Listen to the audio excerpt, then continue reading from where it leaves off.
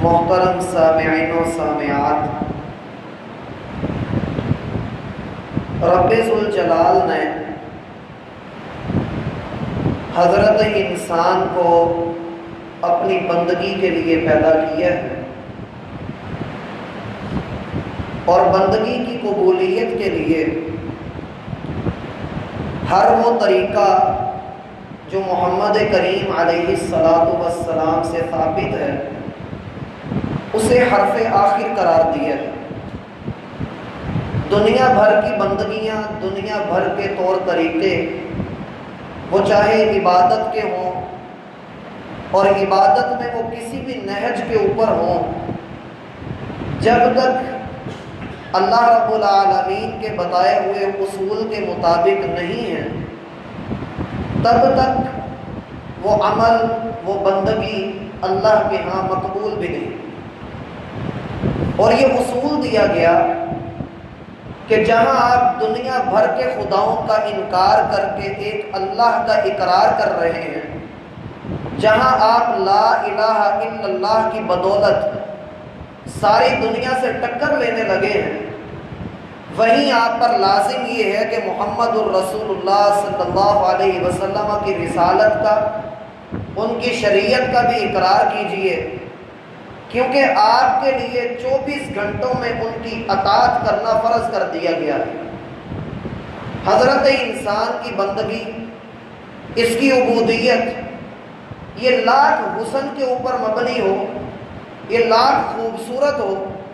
جب تک آقا علیہ السلام کے معیار کے مطابق نہیں، آپ کے طریقے کے مطابق نہیں،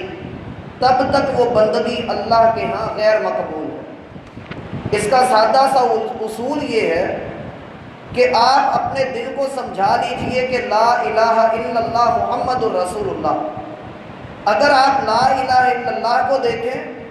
تو مالک فرماتے ہیں لن فصام لہا، اس کلمے کو دنیا کی ساری طاقتیں بھی مل جائیں تو نہیں توڑ سکتے۔ اور رہی آپ کا محمد الرسول اللہ، تو وہ ایسی ہستی ہیں کہ جن کا نام رب نے اپنے نام کے ساتھ جوڑا ہے، اطیعوا اللہ و اطیعوا الرسول ہے۔ آپ دنیا کے کسی بھی لمحے میں، کسی بھی عبادت کے معاملے میں، وہ چاہے قولی عبادت ہے، وہ چاہے آپ کی بدنی عبادت ہے، وہ چاہے عبادت آپ کے مال کے ساتھ تعلق رکھتی ہے، آپ کسی بھی طور پہ محمد صلی اللہ علیہ وسلم کے رستے سے ہٹ نہیں سکتے۔ اور اگر آپ ہٹے، مَن یُشَاقِقِ الرَّسُولَ مِن بَعْدِ مَا تَبَيَّنَ لَهُ الْهُدَىٰ، جس کسی نے ہدایت کے واضح ہونے کے بعد رسول کی مخالفت کر دی اور اپنی مرضی کی کوئی بندگی ایجاد کر لی، تو یاد رکھنا ہم اس کی لائنمنٹ کو ٹیڑھا کر کے جہنم کے اندر گرا دیں گے۔ حضرات اس بات کو ذہن میں رکھیے کہ عبادات توقیفی ہوتی ہیں، اللہ رب العالمین نے ان کو مقرر کیا ہوتا ہے، وہ اسی طریقے پر ادا کی جائیں گی، اسی طریقے پر رکھی جائیں گی جو طریقہ اللہ نے سکھا دیا۔ ہماری نظر میں کوئی طریقہ بھلے کتنا اچھا ہو، لیکن اللہ ہم سے زیادہ باحکمت ہے، اللہ رب العالمین کا علم ہم سے زیادہ ہے، وہ جانتا ہے کہ انسان کون سی عبادت کس طریقے پر کرے گا تو اس کو زیادہ فائدہ ہوگا۔ اس لیے اس رب نے ہمارے لیے مقرر کر دیا کہ آپ کی کوئی بھی عبادت اس وقت ہی قبول ہوگی جب آپ محمد الرسول اللہ کے طریقے کے مطابق کریں گے۔ اور جب یہ اعلان کر دیا تو بھائی لوگوں نے اعتراض کر دیا کہ بھی قرآن کے اندر آپ قربانی کا ذکر دکھائیے، قرآن کے اندر قربانی ہے ہی نہیں۔ مختصر طور پہ اس کا رد کرتے ہوئے ہم آگے بڑھتے ہیں۔ مطالعہ کیجئے سورۃ الانعام آیت نمبر 161 کا۔ اللہ فرماتے ہیں قل، اے محمد اعلان کیجئے، لوگوں کو بتائیے، بات ڈرنے کی نہیں ہے، بات چھپانے کی نہیں، آپ قل کیجئے، کہہ دیجئے اننی ہدانی ربی، کائنات کا رب کہ جس نے ساری مخلوقات کو پیدا کیے ہے، وہ میری روحانی ضرورت کو پورا کرتے ہوئے مجھے انسانیت سے بندگی کی طرف اور عبودیت کے وہ رستے سکھا رہا ہے کہ جس رب نے مجھے ہدایت دی الی صراط مستقیم، وہ سیدھا راستہ جس کا تو دن رات میں اپنی ہر رکعت کے اندر اللہ سے سوال کرتا ہے، میرے رب نے قرآن و سنت کی صورت میں مجھے وہ رستہ عطا کی ہے۔ جب یہ صراط مستقیم مل گیا تو کہا یہ دین قیمن ہے، ایسا دین جس کی بنیادیں انتہائی مضبوط کر کے لا الہ الا اللہ کی بنیاد پہ اس کو کھڑا کیا گیا۔ ساتوں زمینیں، ساتوں آسمان آپ ایک پلڑے کے اندر رکھ دیجئے اور اس کلمہ لا الہ الا اللہ کا وزن کیجئے۔ اللہ کی قسم لا الہ الا اللہ کی فضیلت، اس کا وزن یہ سب سے بڑھ کر کے ہوگا۔ لن فصام لہا، مالک نے اس کے لیے ٹوٹنا لکھا ہی نہیں۔ دنیا چھوڑتی ہے تو چھوڑتی چلی جائے، لیکن لا الہ الا اللہ جیسے عظیم کلمے کو کوئی توڑ نہیں سکتا۔ پھر کہا ملت ابراہیم حنیفہ،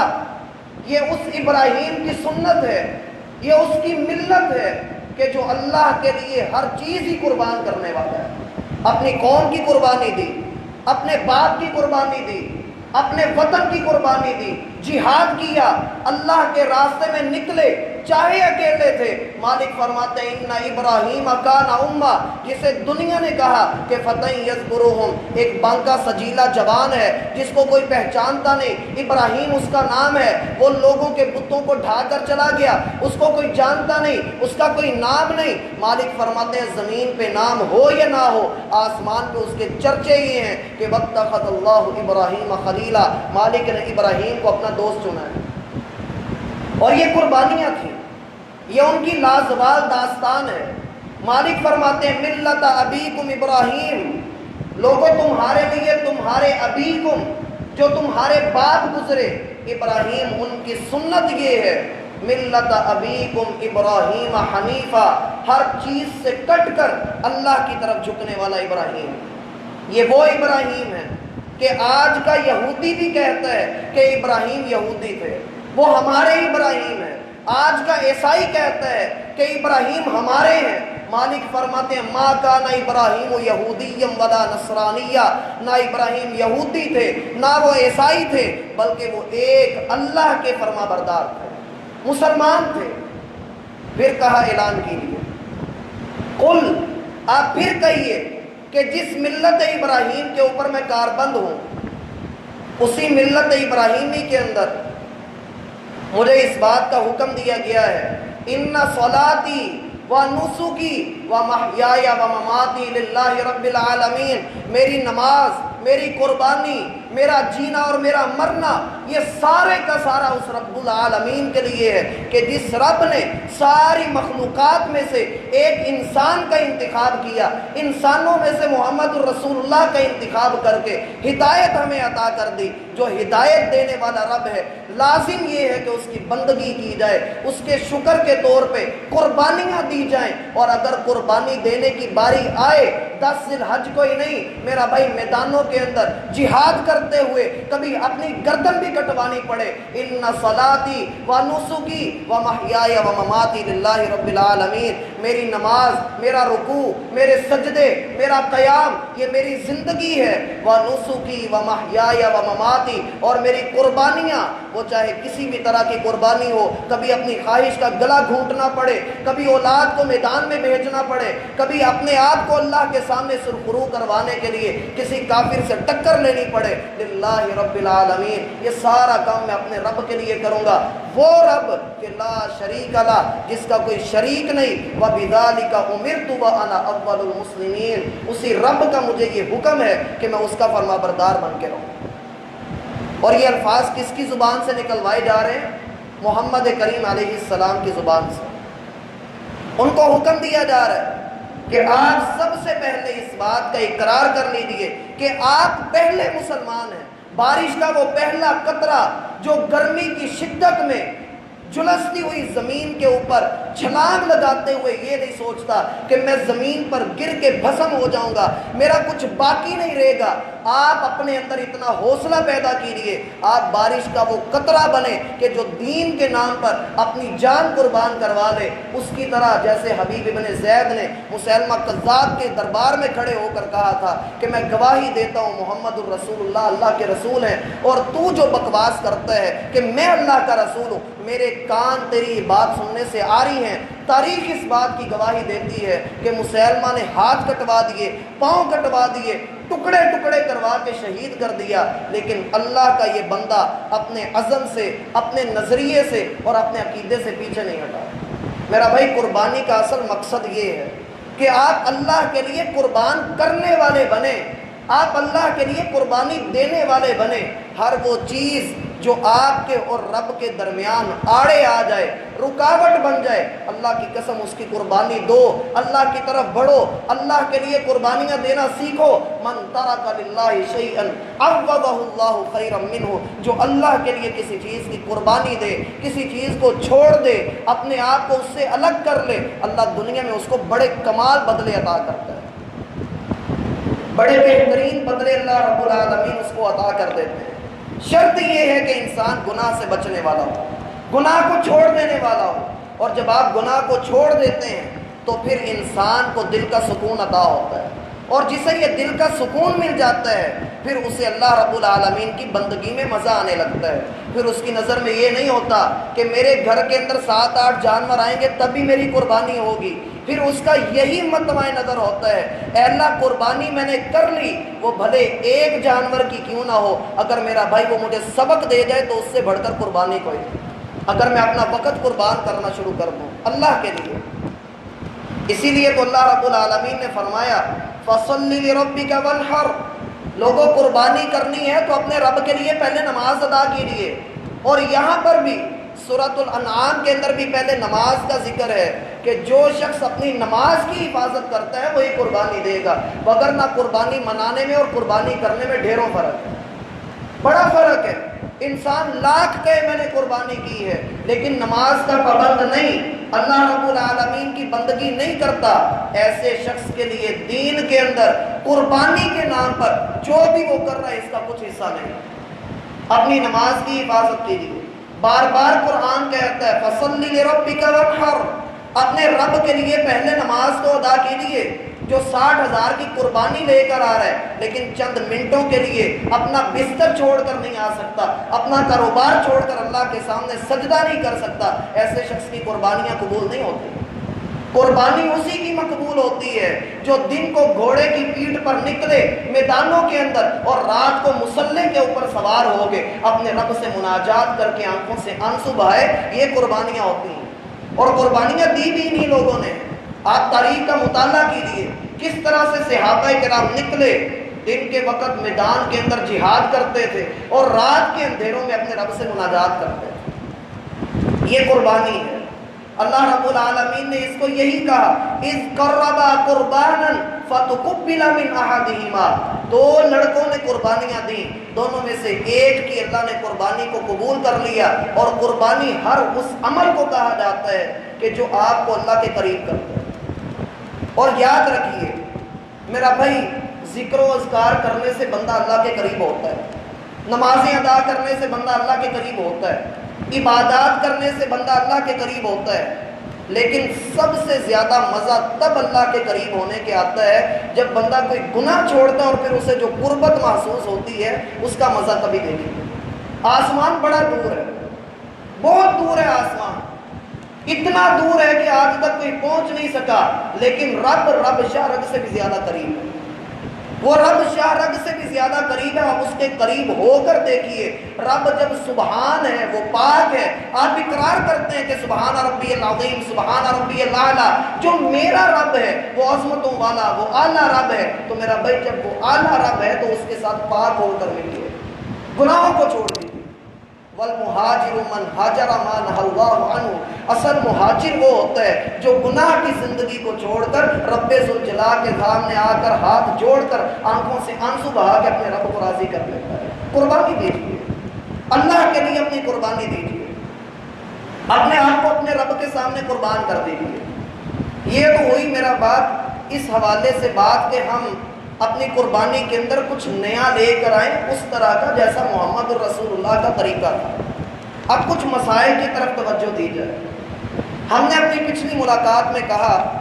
کہ ہمارے منڈیوں کے مفتی یہ فتویٰ دیتے ہیں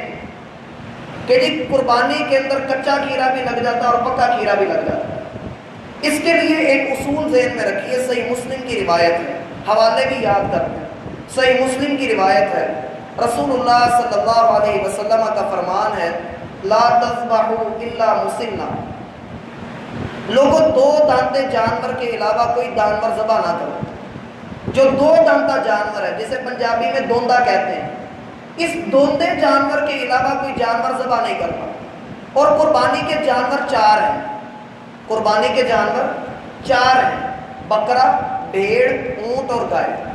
ان چار جانوروں کے اندر قربانی ہوتی ہے۔ یہ شرط نہیں ہے کہ نر ہو یا مادہ ہو، وہ کوئی بھی ہے آپ اس کی قربانی کر سکتے ہیں۔ ٹوٹل 8 جانور بنتے ہیں، لیکن مختصر ہم کہتے ہیں بکرا، بھیڑ، گائے اور اونٹ۔ آپ ان میں قربانی کریں گے۔ اگر بکرے کی قربانی کرنی ہے تو بکرے کا 2 دانتا،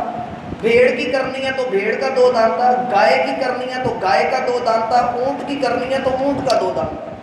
یہ شرط مقرر کر دی۔ شرط جب مقرر کی جاتی ہے تو اس میں دیکھا جاتا ہے اللہ کے رسول کے الفاظ کیا ہیں۔ کہا مسنہ،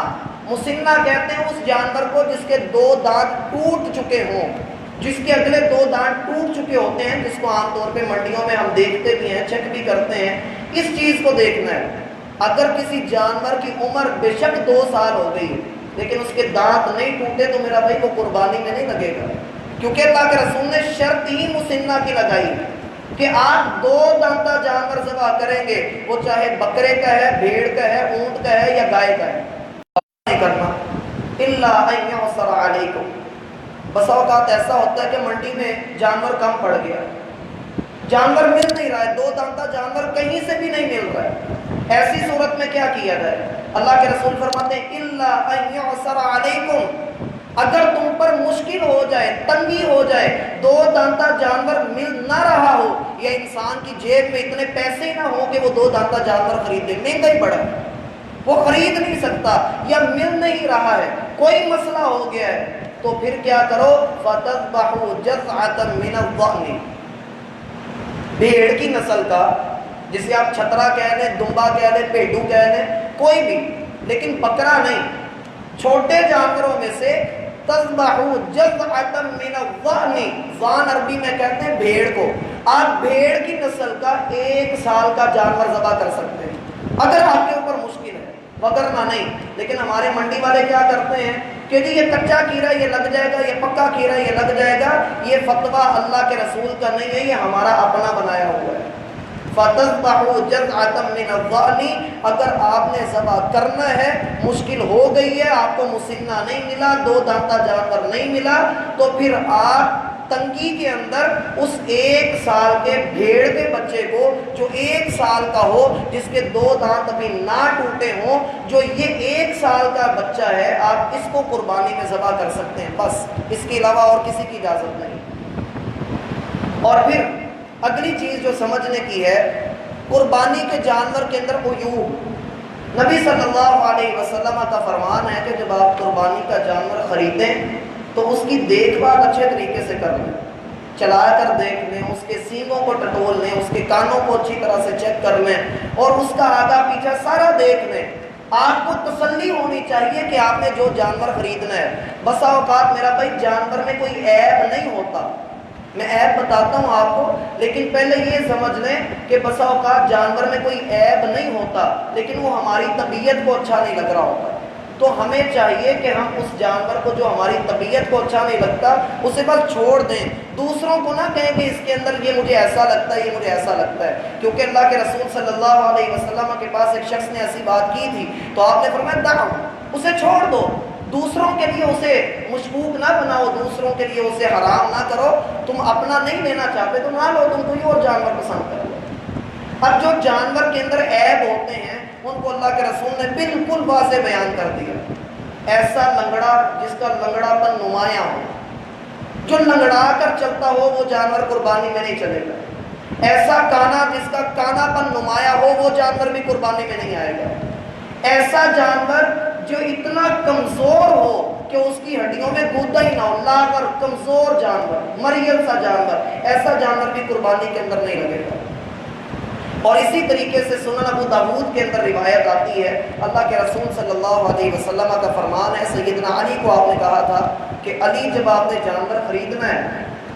تو آپ نے اس کے سینگ اور اس کے کان اچھے طریقے سے چیک کر لینے ہیں۔ بسا اوقات جانور کا کان کٹا ہوا ہوتا ہے، چرا ہوا ہوتا ہے، یا اس کا سینگ جڑ سے اکھڑا ہوا ہوتا ہے، تو ایسے جانور کو بھی قربانی میں نہیں کرنا چاہیے۔ ہاں اگر جانور کا سینگ رگڑ کر وہ تھوڑا سا گھس گیا ہے تو اس جانور کی شریعت اجازت دیتی ہے۔ اصل چیز یہ ہے کہ کوئی ایسا عیب نہ ہو جانور میں جو بالکل واضح ہو چکا ہو اور جن کو رسول اللہ صلی اللہ علیہ وسلم نے بیان کر دیا۔ اسی ضمن کے اندر بعض لوگ کہتے ہیں جی جو جانور خصی ہے اس کی قربانی نہیں ہوگی، تو میرا بھائی ان عیوب کے اندر اللہ کے رسول نے خصی جانور کا ذکر نہیں کیا، اور سنن ابن ماجہ کے اندر ذکر بھی موجود ہے کہ آپ نے خود خصی جانور کی قربانی کی ہے تو قربانی ہو جاتی ہے اس کی۔